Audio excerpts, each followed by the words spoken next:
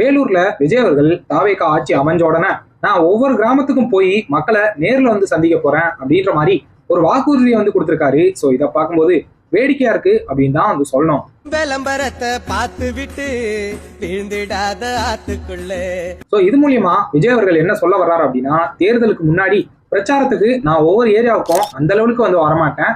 So அதனால ஒருவேளை தப்பி தவறி ஆட்சி அமைஞ்சிச்சு அப்படின்ற பட்சத்துல அதுக்கப்புறம் நான் ஒவ்வொரு கிராமத்துக்கும் மக்களை சந்திக்க வந்து வருவேன் அப்படின்ற மாதிரி டைரக்டாவே வந்து சொல்றாரு. சோ இதை பார்க்கும்போது ஆப்வியஸா ஒரு காமெடி வந்துட்டு இருக்கும். செந்தில் கவுண்டமணி சோ அவங்க நடிச்ச காமெடியில செந்தில் அவர்கள் வந்து நான் வந்து மலையை தூக்குறேன் அப்படின்னு சொல்லிட்டு கூட்டத்தை எல்லாமே வந்து கூட்டிட்டு மக்கள் எல்லாரும் அந்த மலையை தூக்கி என்னோட கையில வந்து வைங்க, சோ அதுக்கப்புறம் நான் வந்து தூக்குறேன் அப்படின்ற மாதிரி ஒரு காமெடி வந்துட்டு இருக்கும்.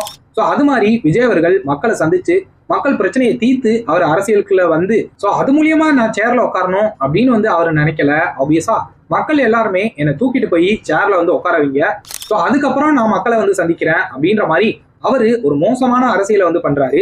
சோ இதை வச்சுதான் தாவேகா கட்சியை பலரும் எதிர்க்கிறாங்க, பலரும் விமர்சனம் வந்து பண்றாங்க. ஒரு 50 பேரை கூப்பிடுறா. எதுக்கு? இந்த மலையை தூக்கி என் கையில வைக்க சொல்லு, தூக்கணும்ல. 10 ரூபாய் டிக்கெட் வாங்கினவன் கேட்க மாட்டான்.